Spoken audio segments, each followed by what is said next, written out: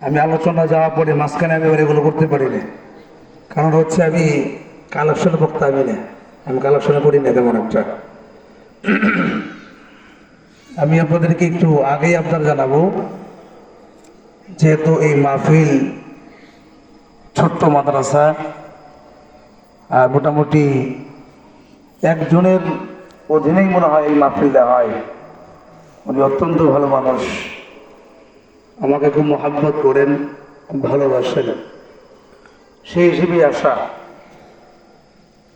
তো এই মাদ্রাসার জন্যে আমি ছোট্ট করে বলবো, আপনারা একটু সহযোগিতা করবেন, বিশেষ করে এই মাহফিলের জন্য।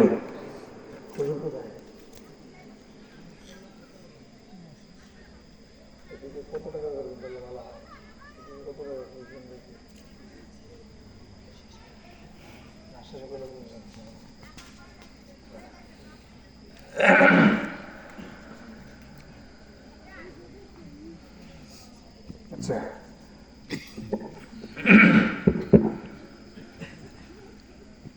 আমি আপনাদের কাছে